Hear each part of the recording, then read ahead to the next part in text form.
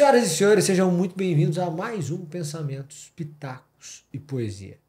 No dia de hoje eu recebo a professora Valesca Zanello, que é professora no Departamento de Psicologia Clínica na UNB, é filósofa além de psicóloga e acabou de voltar do Canadá, onde estava fazendo o seu pós-doutorado, assim que a gente chama no Brasil, e portanto vem nos explicar coisas que nós não sabemos. Então primeiro ela vem nos apresentar, em seguida nos explicar. Professora, seja muito bem-vinda, é um prazer tê-la aqui. Obrigada, Summer, é um prazer enorme estar aqui com vocês. Bom, professora, a gente conversava e a gente via o seu trabalho. O seu trabalho é muito ligado a gênero, a questões de gênero. Poderia explicar para a gente um pouquinho como é que funciona o seu trabalho, a sua ideia, a sua pesquisa? Bom, antes de mais nada, por que gênero é um marcador importante? Porque geralmente em sociedades ocidentais ocidentalizadas, tornar-se pessoa é entendido como tornar-se homem ou mulher. Como assim? Quer dizer que o sexo ele é usado como uma categoria social. Então, desde o dia que você nasce, se você é lido como menino ou menina, você ocupa lugares sociais e tem acesso a possibilidades sociais, emocionais diferenciadas. Então, exemplo, nós mulheres, a gente aprende, fecha a perna, porque olha, você já é uma mocinha, uma mulher que senta com a perna muito aberta, entendida, sob a perspectiva de um caráter sexual. Os homens, né? Se é um menino de 1 ano, tá brincando de pequena sereia, todo mundo vai dar risadinha. 2 anos já vai dizer, meu filho, aprende a ser homem. Homem não anda assim, isso é coisa de bicha, de viado. Então a gente tem uma homofobia. Então só para dizer o seguinte, a gente aprende comportamentos e emoções diferentes. E isso tem consequências na saúde mental.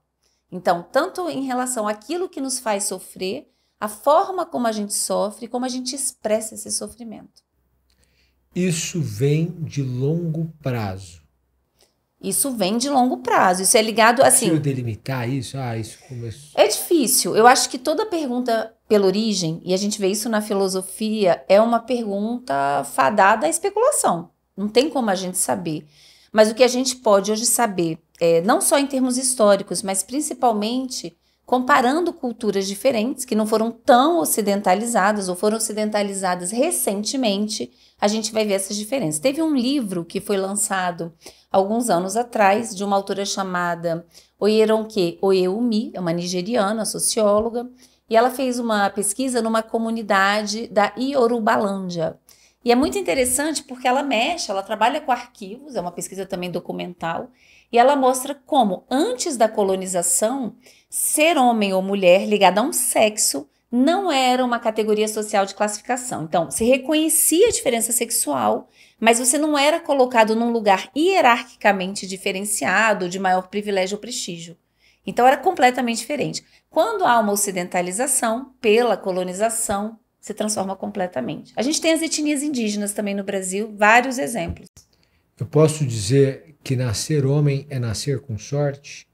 No Brasil, no mundo? Nossa, no Brasil tenho certeza, já dependendo do que a gente chama de interseccionalidade, se você é um homem branco, se você é um homem de uma classe média alta, isso é um fator de proteção. Eu tenho uma dúvida que é isso, eu vejo uma mistura muito feita entre classes sociais. Então alguém diz assim, olha, se você é uma pessoa branca de classe social alta, as suas chances de crescer são muito maiores, ou de vencer, enfim.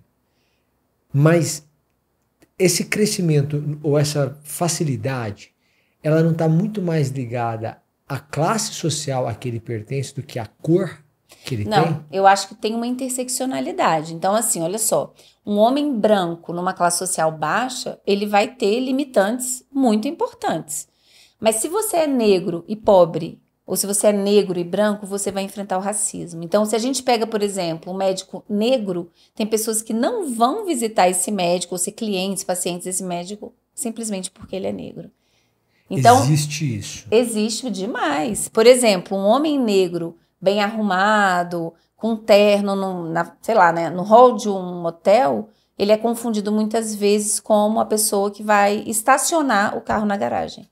Então, o racismo no Brasil, assim como o sexismo, isso é muito importante. É uma questão estrutural. É diferente de outras diversidades, onde a gente vai ter uma discriminação. Então, opressão e discriminação, eu estou trabalhando isso no meu livro agora, não são as mesmas coisas. E a gente precisa de conceitos para pensar essas diferenças. Ótimo. Vamos lá e aí a gente vai entrar na sua obra também. Vamos tentar entender. Eu concordo com você. Eu até assistia a um homem negro falando, e ele falando super tranquilo, um advogado. Ele dizia, olha, quando eu estou de terno preto, as pessoas acham que eu sou segurança. Eu imagino. E quando eu estou de terno colorido, as pessoas chegam até mim e dizem, paz do Senhor, porque elas acham que eu sou pastor. Então, ou um ou outro. E ele falou assim, tranquilo. Então, de fato, é possível isso. Uma vez eu conversava, assim que a gente tomou posse como juiz, alguns na escola de formação foram alguns diplomatas negros, enfim, mas de Cuba. E eles estavam dizendo assim, que para você perceber o nível de incômodo, eles dizem assim, você vai a um restaurante de alto nível e você não encontra uma mesa ocupada por um negro. Total. No Brasil, isso é muito claro. Isso é muito claro. Se você for a um restaurante, você encontra talvez uma mesa. Viagem de turismo, você vai às vezes na praia, isso mudou um pouco. Mudou um pouco. Mas retrocedeu. Então, assim, quando você está no verão, se você for para a praia, em geral, você vai ver, principalmente turista, branco. Mas, aí que mora o ponto. Como eu sempre vejo o negro como garçom que me atende, e eu sempre vejo o branco como a pessoa sentada, eu estou dizendo, não é natural que a pessoa, quando encontra um negro, natural, eu estou dizendo o seguinte, não é explicável, digamos assim, que a pessoa, ainda que não se sinta uma racista, que não tenha problema, se ele for o dono do hotel, se ele for um segurança na porta do hotel, que a primeira ideia que vem à cabeça dela é que aquele negro trabalha no hotel, porque, em regra, quando ela encontra um negro trabalhando, aquele negro trabalha como recepcionista ou como manobrista no hotel. Isso é um racismo dela ou essa é uma imposição, é uma realidade social que tem que ser alterada, mas eu não posso chegar para essa pessoa e dizer assim, pelo fato de você ter pensado isso, mostra a falta de caráter que você tem. Não, olha só, acho que aqui a gente tem várias questões nessa pergunta. Então, assim, eu acho que sobre as duas primeiras perguntas, eu acho que são ambas as coisas. O racismo é aprendido. Eu acho que no Brasil não existe pessoa não racista. Existem pessoas que estão desconstruindo há mais tempo. Tanto o racismo quanto o sexismo, a gente não é filho de repolho. A gente se constituiu nessa cultura e vai estar presente nos nossos atos. Okay. Cabe a pessoas que são excluídas, né, que sofrem o preconceito, te apontar e a gente aprender a ouvir. Acho que esse é um ponto importante. Porque quando você, né, dentro vamos colocar assim, da socialização, aprende com pessoas no seu cotidiano, que pessoas negras estão sempre numa função subalternizada, você aprende que ser negro é ser subalternizado. É implícito. É implícito. Inclusive, até se a gente for pensar em termos de desenvolvimento do cérebro, lá fora se discute muito uma ideia de extended mind, que é mais ou menos o seguinte, o cérebro o tempo inteiro funciona projetando, a partir do que ele aprendeu, as possibilidades. E ele vai se autocorrigindo. Aquilo que ele não encontra lá fora, ele, peraí, essa percepção está errada. Então, é um processo constante. Por isso que as cotas são importantes também. Eu sou completamente Não é favorável. só a inclusão, também isso é fundamental, mas é uma reaprendizagem dessa diversidade que a gente tem que ter. Mas é isso, então o racismo ele é aprendido. Então é um racismo. E o racismo é estrutural, exatamente um dos motivos é isso, ele é invisibilizado. Por isso que também a gente tem que estar aberto a esses questionamentos, né?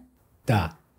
Aí, eu sei que a gente acabou entrando em racismo e você ia fazer uma distinção que está na sua obra. Eu não me recordo de duas expressões. Que era opressão e discriminação. Qual é a diferença? Então, a opressão ela é estrutural. Isso quer dizer o seguinte, para o sistema econômico funcionar, que a gente vive no capitalismo, a gente precisa da subalternização de mulheres e pessoas negras. Isso é uma questão econômica. Mulheres exercem o trabalho de cuidado. Mulheres e pessoas negras? Pessoas negras. A gente tem uma subalternização da população negra, que fica geralmente com os empregos que têm menos crescimento e reconhecimento e pagamento, vamos botar assim, salários, e mulheres fazem o trabalho invisível. Então, isso é importante para a economia. A discriminação é da ordem do reconhecimento. Tanto mulheres quanto pessoas negras também lutam pelo reconhecimento. Mas no caso dessas pessoas, a gente tem que pensar em algo estrutural. Então, é diferente. No meu livro que eu estou escrevendo, esse não está publicado, eu falo sobre isso e a importância da gente usar essa diferença para pensar as políticas públicas. Ok.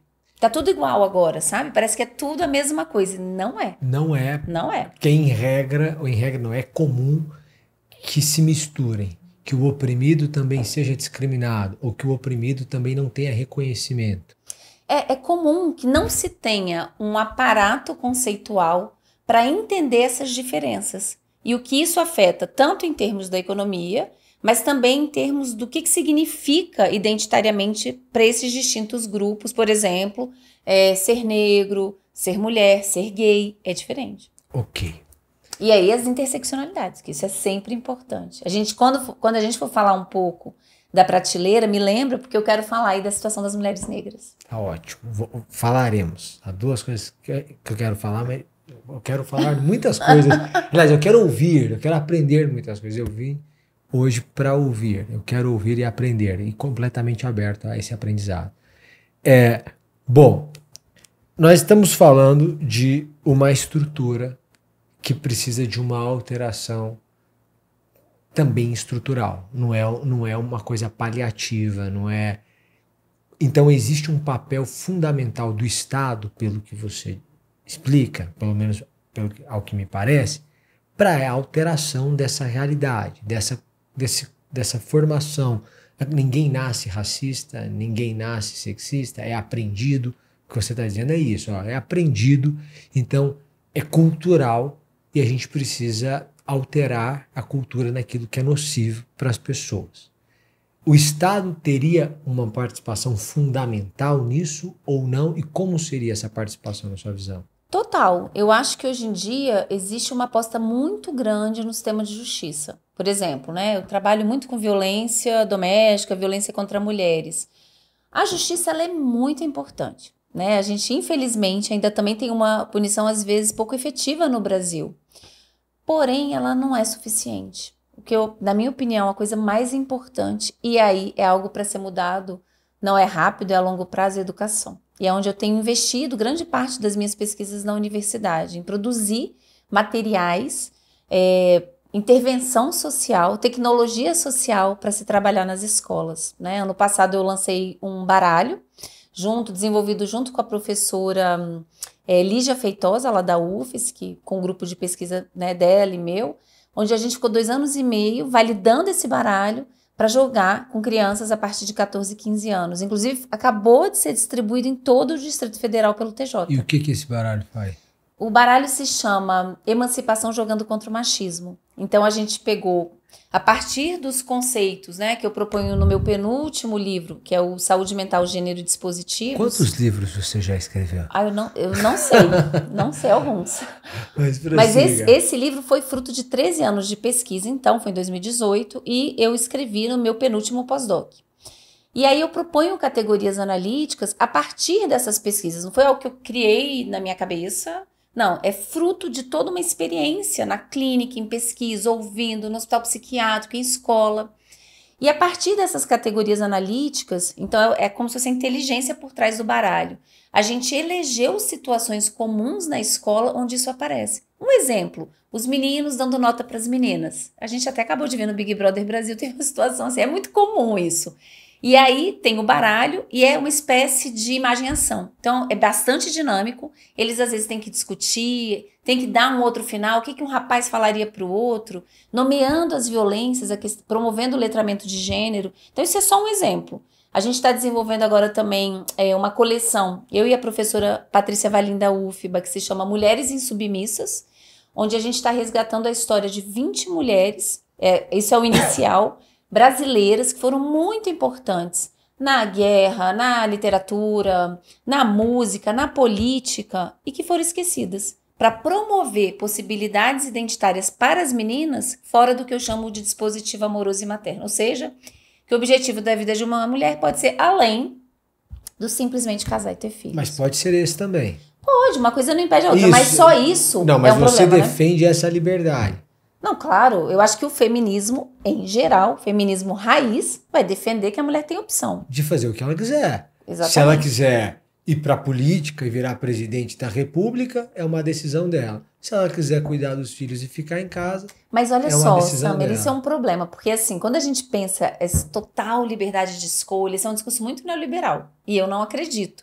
Então Você não faz de vamos você... discordar aqui neste primeiro ponto. Eu não acho que você faz de você exatamente o que você quer. E aí... Mas ninguém. Não, ninguém.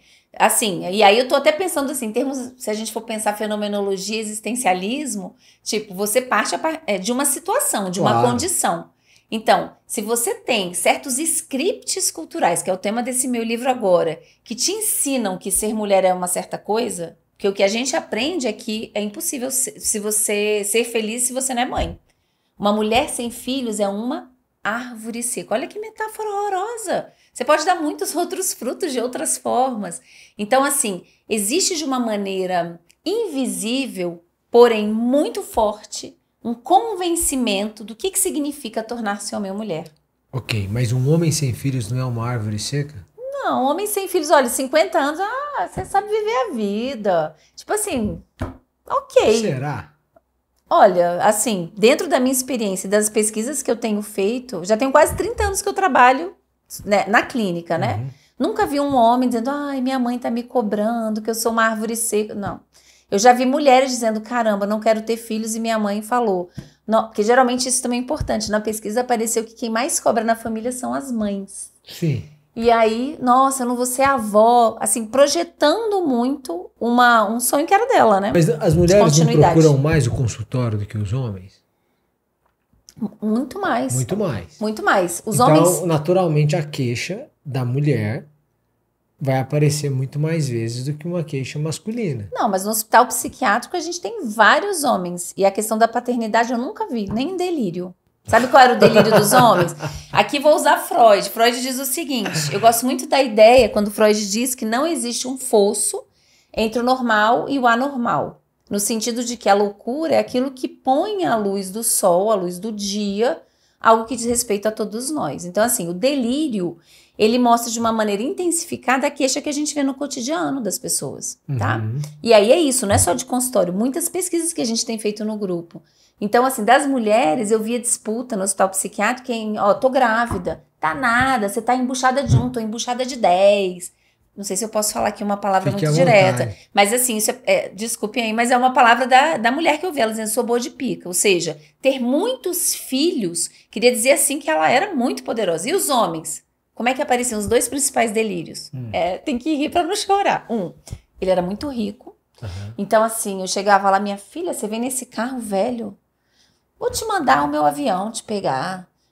Passa lá no Itaú e pega 500 mil que eu vou deixar lá pra você. Sempre assim, ele era rico ou ele comia todo mundo. Então, por exemplo, tinha um cara lá que ele falava assim, não, porque eu sou casado com a Angélica, né? Mas eu traio ela com a Kelly Key. Aí o outro dizia assim, não, olha, eu tenho 40 namoradas. Eu, gente, mas como você dá conta? Ele, tendão aqui é bom. Então é muito ligado ao que eu vou propor dentro do dispositivo da eficácia para entender a socialização dos homens, a virilidade sexual elaborativa. Para as mulheres, quando aparecia o amor e a sexualidade, era assim, ó. Cheguei um dia lá, a moça com uma foto, ela assim, você sabe quem é meu namorado? Aí eu, quem? Ela, Brad Pitt, Obama, Bush. Ela foi botando um monte de sobrenome só de homem, assim, poderosíssimo. Olha o quanto que esse homem era importante. Não era ela que era importante, ela era desejada por alguém importante. É muito triste. Pelo que você narrou, eu poderia dizer que são diferentes formas de sofrer. São diferentes formas. Porque o delírio eu sou muito rico. E é muito difícil ser muito rico. Olha, então eu acho que é pior ser pobre. Não é muito difícil ser rico. Eu estou dizendo, é muito difícil tornar-se rico. Sim, isso é quase impossível para a maioria. Sim, então, sim. Não, eu sou rico, é difícil. Não, porque tem um discurso tem esse discurso. Não, nada a ver. Tá. É muito melhor você ser rico do que você ser pobre. Não tem nem o que dizer. Não tem nem o que dizer. Eu estou dizendo, é muito difícil tornar-se rico. Sim. De maneira que, se eu, homem, tenho a responsabilidade de ser o provedor, e isso, digamos, é uma consequência de uma cultura machista. O homem é o provedor, ele é o que vai pra Isso é guerra. habilidade laborativa. Nós vamos falar disso no dispositivo Ótimo, dos homens. Ótimo. Isso também é uma forma de sofrer. Por quê? Porque é muito difícil hoje em dia o sujeito conseguir. Eu tenho um amigo que ganhava 25 mil reais e ele se casou. Ele disse, eu era rico, eu virei classe média. Então, Mas ela não trabalha. Eu acho que ela trabalha agora sim, sei lá. Mas... porque poderia ter realmente melhorado, assim. Não, é uma empresa, né? Ela ganhava, casamento. Ela ganhava 5 mil, né? E aí ele ganhava 25. E ele era solteiro, ganhando 25 mil e tal. Ele se casou e falou, olha, eu vou resumir meu casamento. Eu era rico e eu virei classe média. Mas ele ainda ganha bem e tal, ótimo. Para muitos, isso é motivo de enorme sofrimento. Eu sempre abro caixinhas de perguntas no meu Instagram e as pessoas deixam isso muito claro do quão impactante isso é. E isso se revela desde o momento que você paga a conta num restaurante ou se você divide a conta. A mulher tem a expectativa, pelo menos as que me seguem, tem a expectativa sincera de que o homem vai pagar a conta. É assim, não educado que ele não pague a conta. Até porque ela já gastou, provavelmente, no ideal de beleza, só o salão só já deu mais do que a conta. Perfeito, concordo. Mas ela tem esse ideal. E então ele tem essa responsabilidade. São diferentes formas de sofrer. Eu sofro porque eu não tenho filhos, eu sou uma mulher, então eu sou uma árvore seca. Eu sofro porque eu não ganhei dinheiro. Eu sou incompetente. Mas olha só, peraí, tem um adendo. A gente sofre de formas diferentes, correto? Porém, olha só, a gente tem uma hierarquia. Grande parte do sofrimento do homem tem a ver com a manutenção, o acesso de uma posição de poder. Acesso. Manutenção não, porque ele vem de origem pobre. Mas mesmo que ele venha, vamos pegar um trabalhador que ganhe 2, 3 salários. Se ele tem o dinheiro, ele tem o poder. Mas ele não tem o dinheiro.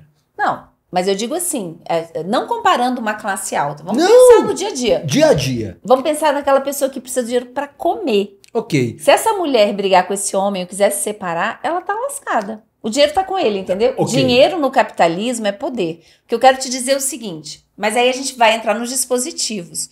Então, assim, em geral, o homem sofre ou quando ele não acessa aquele poder que ele gostaria de ter, cada vez maior, ou quando ele perde esse poder. Então, isso é importante. Porém, mesmo, e eu acho que isso é fundamental destacar, sabe? Mesmo o homem lascado, ele lucra com o dispositivo amoroso e materno das mulheres. Vou te dar um exemplo. Por favor. Eu orientei um pós-doutorado que foi sobre mulheres em situação de rua.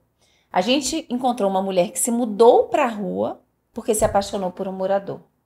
A chance de ver um homem que se mudou para a rua para acompanhar, sei lá, a mulher que ele se apaixonou... Ele vai tirá-la da rua. Ou não. Olha só... Não, mas esse caso você tem aos montes. Escuta aqui, ó. Quantos filmes você já viu na sua vida onde um príncipe beijou a sapa ou casou com a ogra? Tipo a Bela e a Fera, o oposto. Não, ok, mas quantos casos você conhece do homem que é milionário e ela era secretária e ele se apaixonou e ele se casou? Tudo bem, mas assim, ainda continua uma relação de poder. Agora, se for então, o que você está dizendo é, uma mulher rica se envolve com um homem pobre. Porque assim, ele é morador de rua. Não é só pobre. Ela mudou totalmente a condição de vida dela. Ele não queria sair da rua. E foi morar com esse homem. Ela virou uma moradora de rua. Mas, a depender da paixão, se a mulher não mudar a sua condição, o homem se submete. Vai não. Posso falar? Vai não. Vai não. Pode até, vai não. Nossa, eu conheço milhares de exemplos. Milhares isso tem muito limite. Geralmente, inclusive, um homem, quando ele está apaixonado, ele é visto como desvirilizado. Ok. Porque, assim, dentro da masculinidade que se aprende uma ideia de controle. Seja um controle sobre si mesmo, tem um embrutecimento, mas também se mantendo nessa relação que é hierárquica, historicamente construída. É importante dizer, isso não é natural. Historicamente construída, mas eu não consigo encontrar a origem, porque seria pura especulação. Porque desde que você nasceu, e muito antes que você nasceu, avós, bisavós, você tem mais ou menos isso posto em sociedade.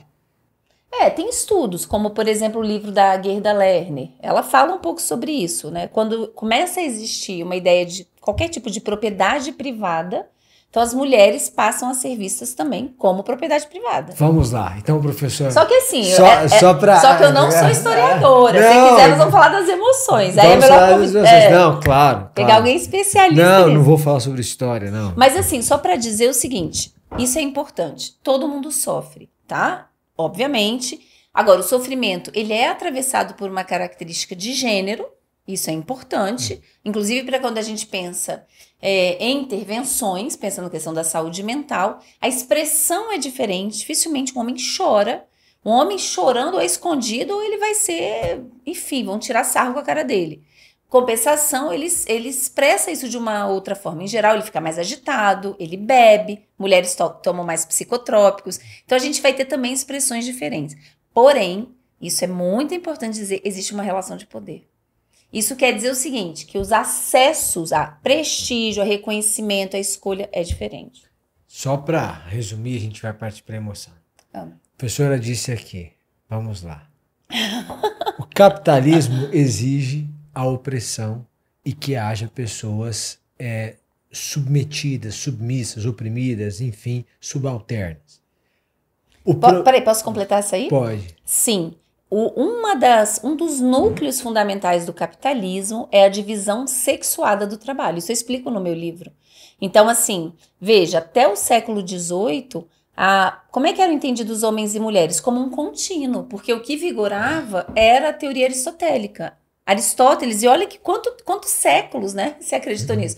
Se acreditava que as mulheres eram uma espécie de homens inacabados.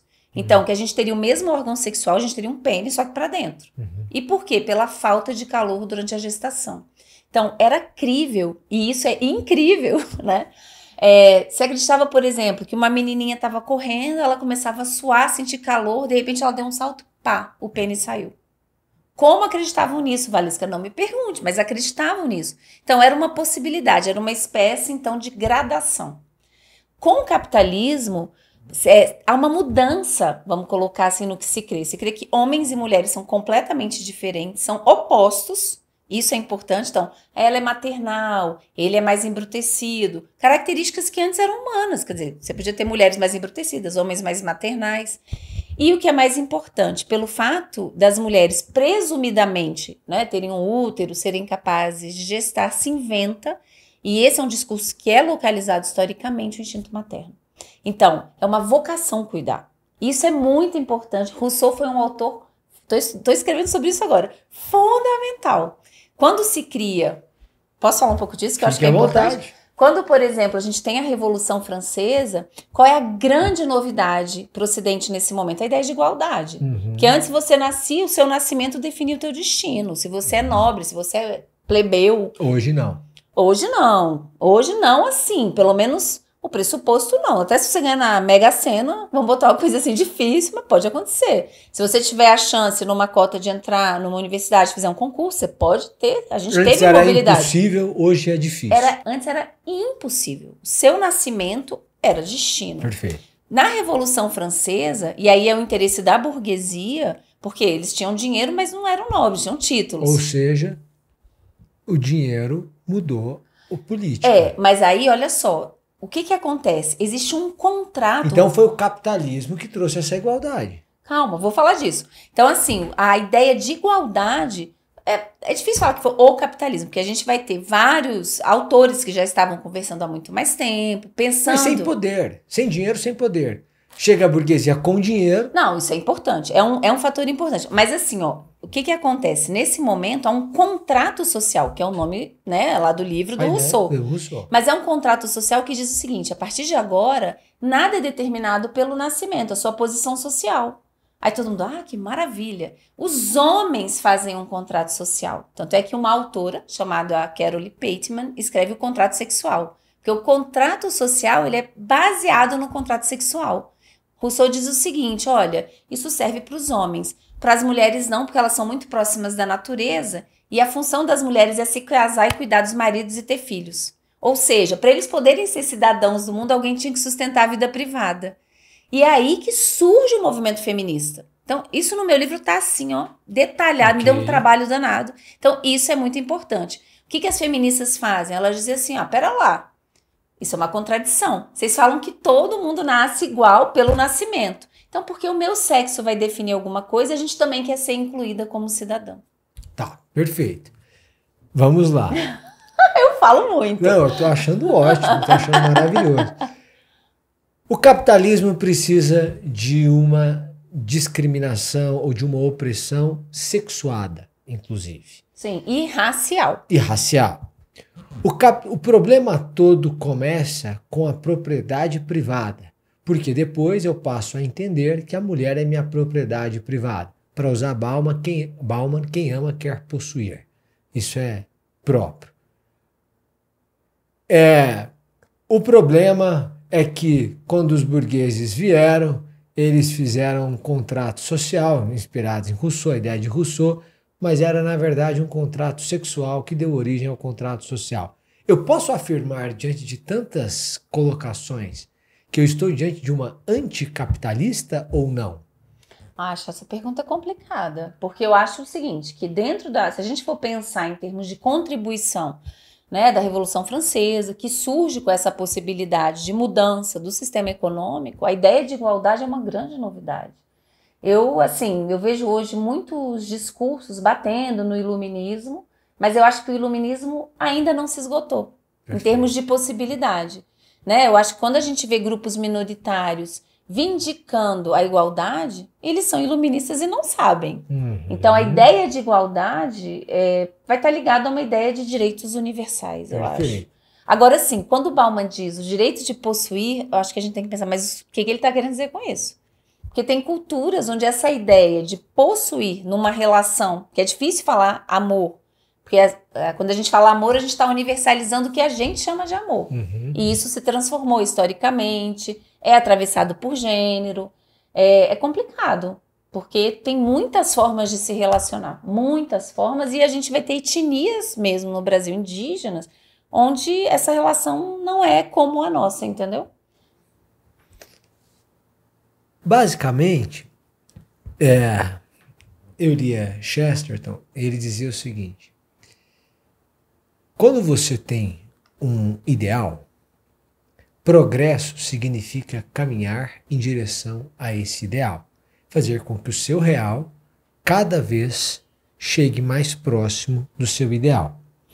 A partir do momento em que você não tem uma visão do que seja ideal, porque toda hora se desconstrói o que é o ideal, as pessoas não sabem exatamente por que lutar. Ou não há progresso, porque as pessoas ficam perdidas e você não consegue ter um avanço.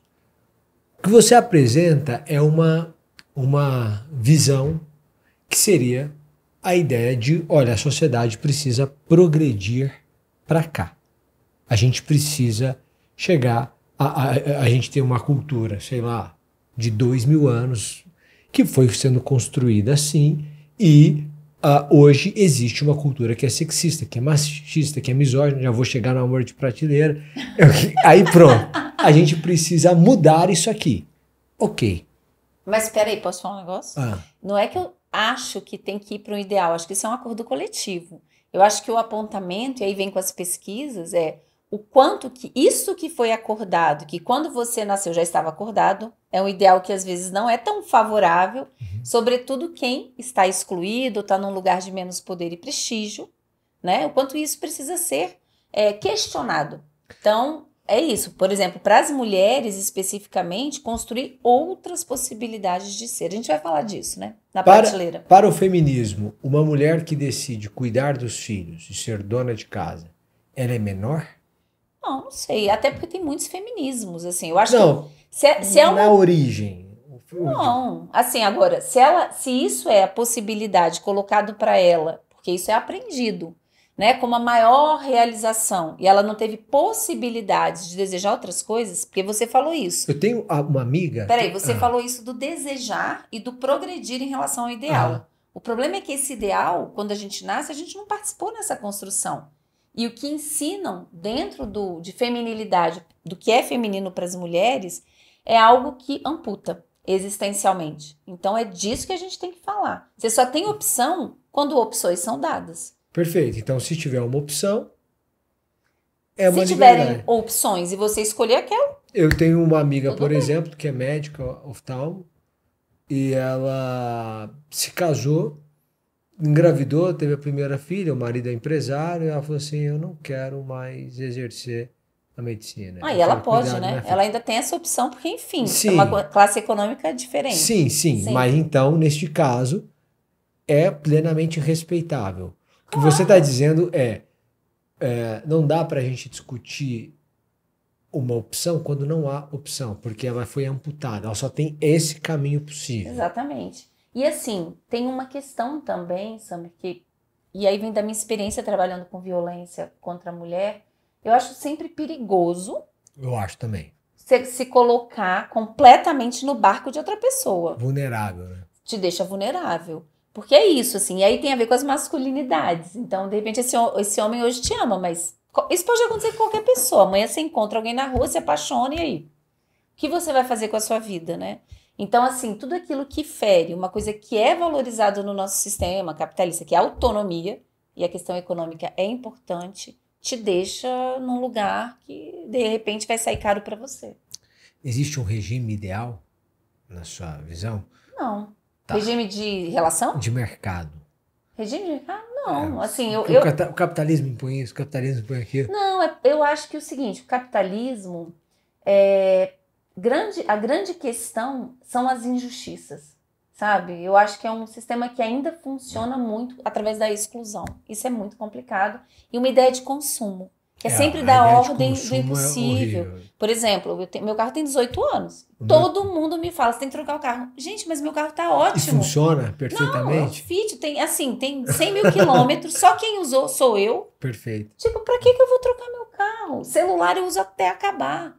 Então, assim, essa ideia que a gente tem, e eu acho que o Brasil, infelizmente, a gente meio que consome essa política, essa ideologia muito dos Estados Unidos, né? No Canadá não senti isso, tem muitas lojas de second hand. Aham. Então, assim, eu acho muito ruim. Isso não combina nem com a situação que a gente está em termos de planeta, sabe? Eu concordo. Mas eu acho que isso é uma questão de conscientização que vem com o tempo. Acho que o mercado realmente, a ideia não é fomentar essa conscientização, porque quanto mais Eu acho que consumo, melhor para o fomentar o mercado. desejo do que você não precisa. E aí eu acho que tem uma questão muito importante. Um dia desse eu estava vendo a entrevista do Ailton Krenak e achei muito interessante ele dizendo isso, né? Que as pessoas esquecem que quando você compra uma coisa, o que você está gastando não é seu dinheiro, é seu tempo para ganhar aquele dinheiro. E a coisa mais importante, não sei se é porque eu vou fazer 50 anos, então assim, para mim hoje a coisa mais importante na minha vida é meu tempo. Perfeito. Isso tem valor e não tem preço. Concordo 100%. E acho que realmente a ideia do mercado é impulsionar um consumo. Mas acho que as pessoas, aos poucos, elas tendem a aprender a lidar com isso. Porque existem muitos movimentos pela conscientização disso, diminuição de consumo, pelo menos o que eu vejo. Ainda está distante do ideal.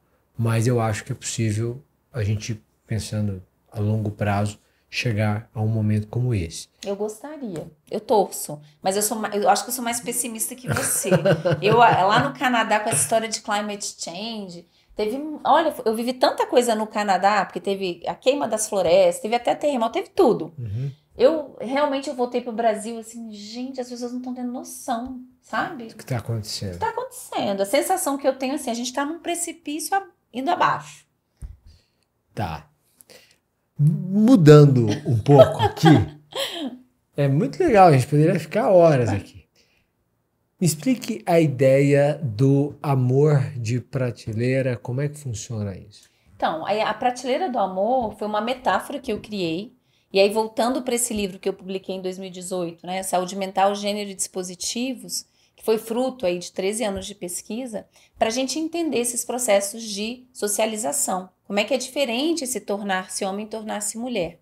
E eu proponho algumas categorias analíticas de gênero. Então, para os homens, o dispositivo da eficácia, que é baseado na virilidade sexual elaborativa, e para as mulheres, o dispositivo amoroso e materno. Então, dito de forma sucinta, tornar-se homem é ser um trabalhador provedor e um comedor sexual. Então, os homens, isso é identitário para os homens, eles são demandados e avaliados se eles são verdadeiramente homens. Então é isso, um homem que não está provendo, está desempregado, tem até suicídio, porque ele não é um homem de verdade. Para as mulheres, então, a gente tem esses dois dispositivos. A prateleira é ligada ao dispositivo amoroso. E aí a metáfora é para mostrar como há uma terceirização da autoestima. O que a gente aprende como mulher? que a chancela de sucesso da nossa mulheridade é ser escolhida. Então, imagina uma prateleira de supermercado, você tá lá, você geralmente pega o produto que está na frente. E a gente tem aquele produto que vai ficando lá pro fundo.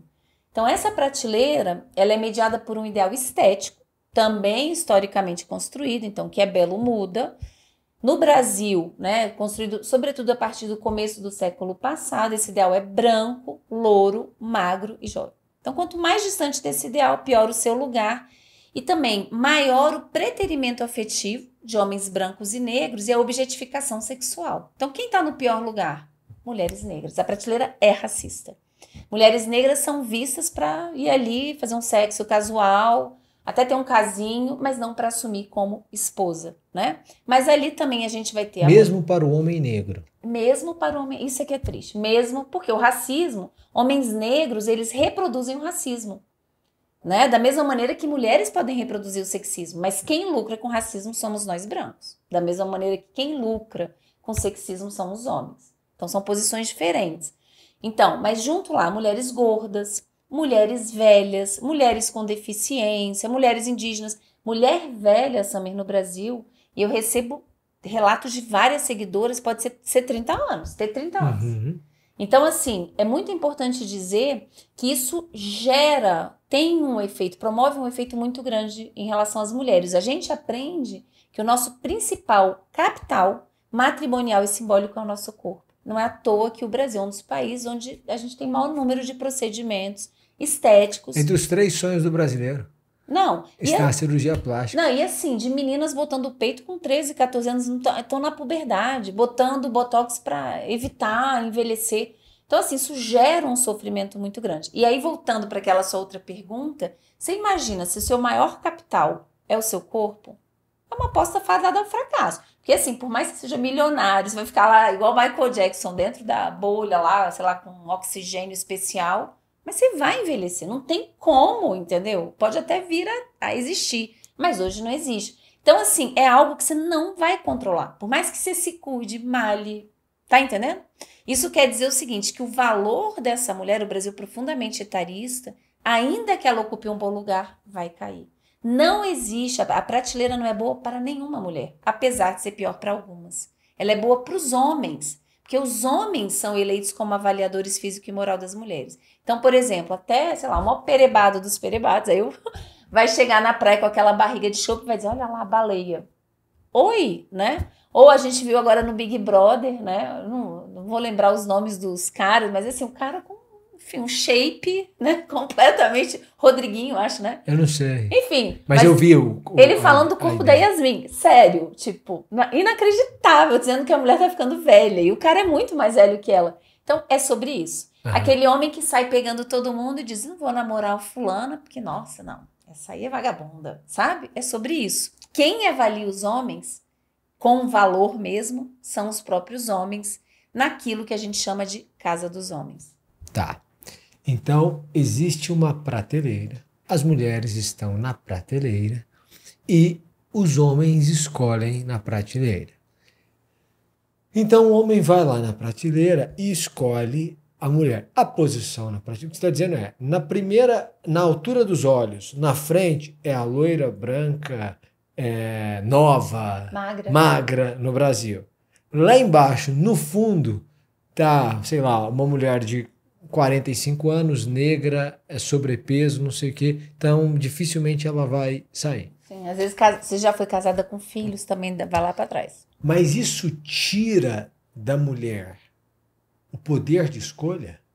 Então, a gente tem duas posições, isso é muito importante. A gente tem a relação dos homens com a prateleira, que é da ordem da objetificação sexual. Okay. Então, assim, a principal emoção, a principal emocionalidade que os homens aprendem no Brasil é a objetificação sexual. É uma forma de misoginia, que você transforma a outra pessoa em coisa ou pedaço de coisa. Isso é muito importante. Uma relação igualitária coloca em xeque a masculinidade, às vezes é um terror para muitos homens, no sentido de uma verdadeira parceria, de ver a parceira como uma igual. No caso das mulheres, ser subjetivada na prateleira, vou dar um exemplo. Por exemplo, você pode ser a desembargadora, a CEO de uma empresa. Aí você ganhou um prêmio, Você tá lá no jornal, saiu uma foto falando, aí você olha e fala, nossa, tá horrível nessa foto. Sabe? Ou seja, esse investimento, essa importância desse ideal estético no dispositivo amoroso te coloca num lugar de muita vulnerabilidade. A gente aprende que a gente só é desejável se tiver alguém nos desejando. Exemplo, a gente vê muito isso nas mulheres. Nossa, Valesca, eu tô feia, tô velha, tô acabada. Até tive uns encontros aí, uns match no Tinder, mas aí no outro dia o cara nem me ligou. E ela achou o cara podre. O sexo foi ruim, o cara tinha bafo, um horror. Mas o cara não mandou uma mensagem. Então, olha a loucura. Ela não quer o cara, mas ela quer que ele a deseje, não porque ele é maravilhoso. Isso também, assim, os homens têm autoestima delirante. Eles acham que essa briga isso é fato. É delirante. Então, assim, mas por quê? Porque quem fica no lugar de dar chancela de valor para essa mulher é esse homem. Por isso que é comum. Às vezes a gente vê uma ex e atual brigando e o cara fala... não tem nada a ver com você, meu querido. É muito mais a chancela do valor de mulheridade ser escolhida. Então, por exemplo, isso é muito comum, e as mulheres aqui podem me confirmar, quem for assistir, mas assim, você pode estar top na sua profissão, ganhar muito bem, aí chega no Natal, e os namoradinhos? É a primeira pergunta. Né? Mas o homem não vai receber essa pergunta no Natal? E aí, tá aprontando? Não, é totalmente diferente. Só um homem fazer essa pergunta. Não, Oscar, que isso? É totalmente. Eu fui pra África, era um sonho meu fazer. Sabe aqueles programas da National Geographic? Eu sempre tive espírito aventureiro. Perfeito. E aí, alguns anos atrás, uns 10 anos atrás, eu falei, eu vou pro Serengeti. E eu tava numa fase da minha vida que eu falei, bom, se eu for esperar alguém que queira ir ter dinheiro, eu não vou, porque os meus amigos que têm dinheiro querem sempre ir para os mesmos lugares, e os que não têm querem ir, ou seja, eu fui sozinha. E foi muito maravilhoso, assim, fiquei no meio da savana, não foi Kruger, não, foi tipo, realmente, sabe, na migração dos animais, foi maravilhoso. Quando eu cheguei, a primeira coisa que uma amiga minha perguntou, e aí, você arrumou um namoradinho? Ah, não, gente. Não vai me perguntar se eu vi lá a família de 300 elefantes. Eu num dos lugares, assim, maior migração de animais. Não, mas eu acho que o homem pergunta. Um amigo meu solteiro viajou, passou... Ei, pegou alguém? Mas ele pergunta como tá a empresa. E aí, tá ganhando? Vocês falam de política. Não, de tudo. Geralmente a mulher não fala de política, geralmente não fala as mulheres de falam de marido, homem e filho. E não só isso. Vocês não são cobrados. No máximo vai ser assim, tá pegando. Da mulher já é assim, nossa, aproveita. Tá morando em tal lugar, aproveita, porque, né? Quem sabe você já não volta. Sabe aquele desenho da Mulan? Eu acho ele bastante ilustrativo. Porque a Mulan, eu até cito esse desenho no meu livro, ela quer ir pra guerra e não pode, porque é uma menina. E aí o pai não pode ir, ela substitui o pai e finge que é o pai. E ela faz com que a guerra seja vencida. E no final, ela ganha uma grande condecoração do imperador e ela volta para casa com essa medalha. E a avó dela... Isso é bem simbólico. Diz assim, vai pra guerra e volta com uma medalha, devia ter voltado com o marido. Isso quer dizer que os homens, eles vão poder investir e serem reconhecidos em muitas esferas. E a gente pode investir em qualquer um, mas se faltar essa, nossa, coitada, a gente é neurótica, tem algum problema, tá encalhada. A mulher solteira é entendida como não tendo protagonismo. Ela não foi escolhida na prateleira, coitadinha. Eu concordo com você. Quem colocou as mulheres na prateleira? Então, eu acho que não tem um sujeito, um protagonista, né? Eu acho que a gente tem dentro, e aí é importante pensar no capitalismo, também nessa produção de certas emocionalidades. As emoções são aprendidas. Então, olha só, não é que agora isso vem do além e isso é o real, né? Então, se a gente for pegar, por exemplo, o que é chamado de tecnologias de gênero, é um conceito que foi desenvolvido por uma autora chamada Teresa de Lauretis, uma semioticista. O que quer dizer isso? Quer dizer que a gente tem produtos na nossa cultura, sobretudo hoje as mídias, música, filme, livro, que nos ensinam a sentir e a suprimir certas formas de sentir. Então, por exemplo, para as mulheres, qual é assim, uma grande produto cultural? Comédia romântica. Eu falo para as mulheres, gente, você comeria cocô? Não consuma isso, é péssimo, porque isso alimenta o seu sujo amoroso. Mas quero uma coisa leve. Vai dar uma caminhada, vai ler qualquer coisa, vai ler poesia. É péssimo. Porque o que a gente aprende nesses filmes em geral? Geralmente é uma mulher ou feia, ou desengonçada, ou ela tá triste, acabada. Ela começa a se cuidar e no final ela conquista um homem e aí são felizes para sempre. É uma forma de amar que nos deixa muito vulnerabilizada.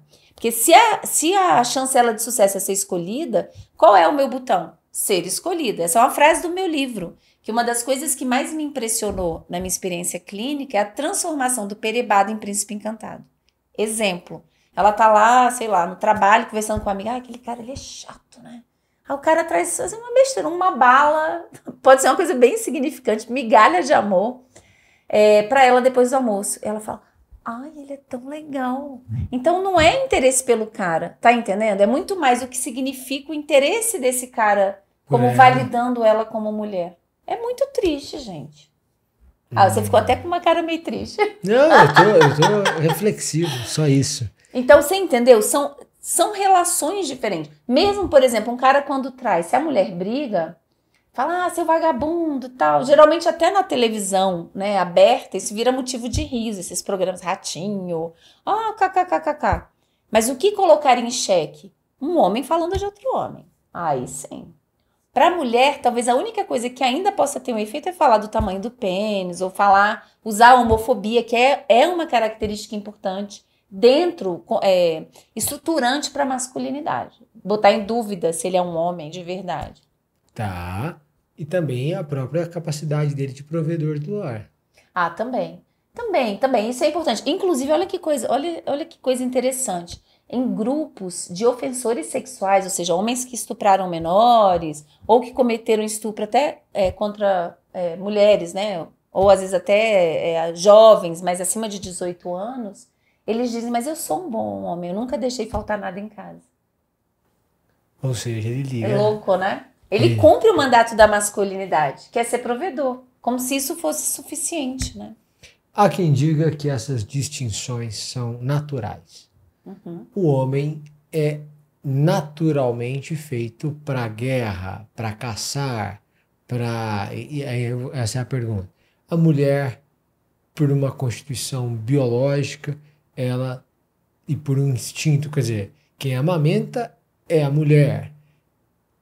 O homem tem que sair para caçar, o homem é mais forte para carregar a pedra, para mover de lugar, para fazer a cabana, enfim. Essa origem ou essa distinção de ordem física não explica, em parte, esta distinção de cultura, digamos assim, começou assim e as coisas foram sendo construídas dessa forma? Eu tenho um pouco de receio, porque acaba sendo uma perspectiva determinista. E eu acho que as próprias contribuições da antropologia, através de estudos transculturais, desmente isso. Porque se isso fosse natural, deveria ser universal, e não é. Então, por exemplo, se a gente pega mesmo etnias indígenas no Brasil, onde existia um patriarcado, que a Rita Segato chama de baixo impacto, ou seja, havia o reconhecimento da diferença sexual e se atribuía tarefas diferentes, mas não existia essa hierarquia tão grande que vem, sobretudo, a partir do capitalismo. Não é só uma leitura que é diferente, é uma leitura que dá lugares sociais de maior poder e maior prestígio. E eu acho que isso é problemático. Por exemplo, cuidar, eu acho que é uma habilidade humana. Qualquer pessoa é capaz de cuidar.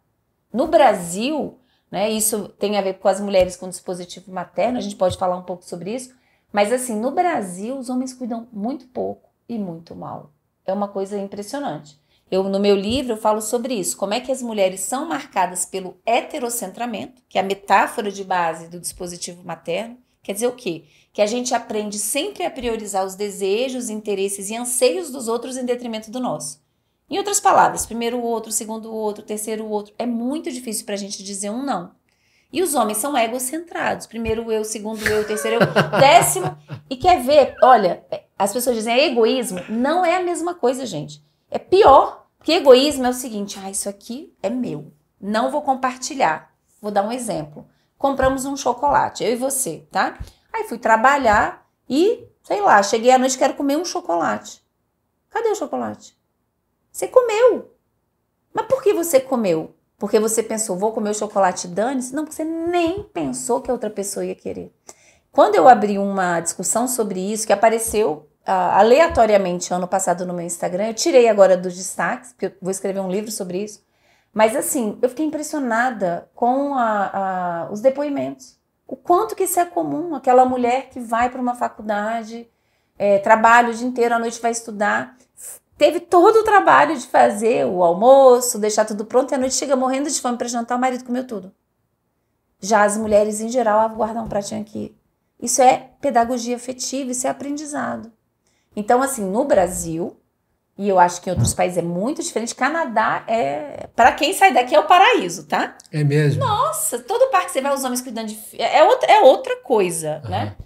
E aí, assim, aqui no Brasil a gente precisa repensar as masculinidades. E eu acho que tem que intervir na educação urgentemente. Inclusive, então esse é o trabalho que o governo tem que ter. Eu acho que o governo junto com a sociedade e junto com as universidades, porque a gente, para intervir bem, isso é muito importante. Na minha opinião, uma boa política pública tem que ser amparada em dado e pesquisa.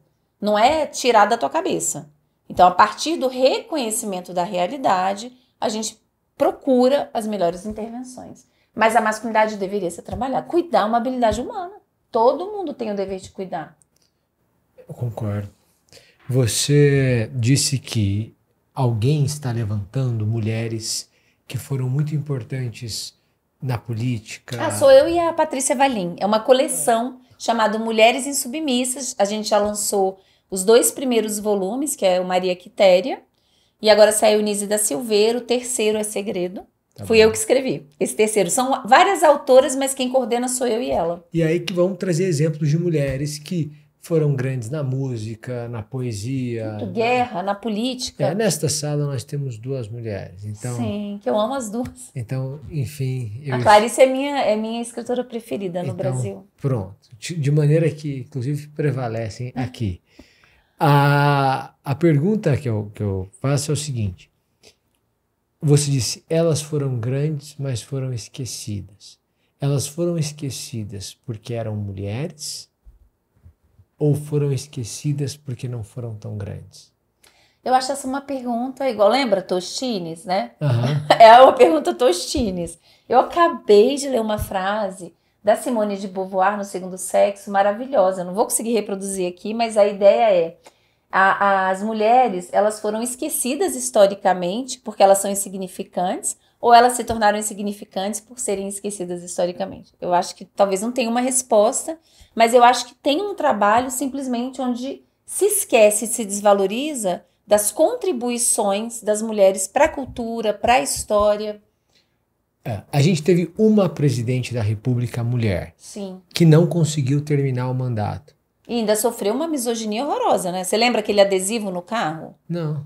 Nossa, eu sinceramente, eu me senti muito mal. Eles fizeram um adesivo, se eu não me engano, em São Paulo, que era a Dilma com as pernas abertas para a pessoa botar a gasolina no tanque. Não é possível.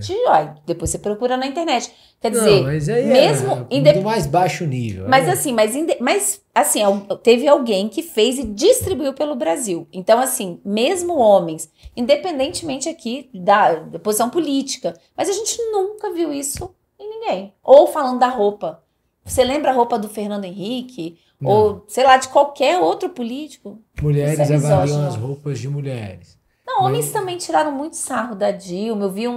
Eu coletei, fiz pesquisa com memes. Então, comparando as roupas com aquela, não sei como é que chama, uma espécie de pano que coloca em cima, sabe do que é? Do filtro de água? Não sei o nome disso, mas enfim. Mas eu acho que também é um pouco em razão, eu nunca vi, mas em razão do biotipo, pode ser. Pois é, mas a gente não vê isso com homens, né? Você acha que não? Não. Agora a gente teve o Flávio Dino, que foi pro Supremo. 1 milhão de memes em razão do corpo. Não, mas assim, não tem... Olha, primeiro, não tem nem o background cultural para ter o efeito que tem contra uma mulher, então acho que é bem diferente. Mas você acha que a Dilma sofreu impeachment pelo fato dela ser mulher? Se fosse não é pelo fato dela ser mulher. Se fosse um homem no lugar da Dilma, não teria sofrido impeachment? Difícil. Eu acho que é uma pergunta difícil. É uma pergunta difícil. Eu acho que o sexismo foi muito importante e eu acho que a Dilma tinha uma coisa assim de não ceder em algumas questões. Ou seja, faltou habilidade política. Só que assim, habilidade política na podridão é complicado, você sabe? Assim, eu fico muito na dúvida, não consigo fazer essa afirmação. Bom, Margaret Thatcher foi quem foi, sendo mulher, ela vai assumir como primeira-ministra em 1979. Quer dizer, muito antes de se imaginar uma presidente da República no Brasil, e ela foi quem foi, suportou pressões, etc. Em termos de roupa, trazendo para o dia. Rainha Elizabeth, ninguém falou da... Aliás, foi motivo de roupa, de elogios. Ah, ela tem um estilo próprio, é assim, assim. Mas se comentava. Mas se comentava porque... uma vez eu conversava com uma pessoa que... Marcas, tal, marcas masculinas e femininas. Não dá para comparar o tamanho do mercado de roupas femininas com roupas masculinas.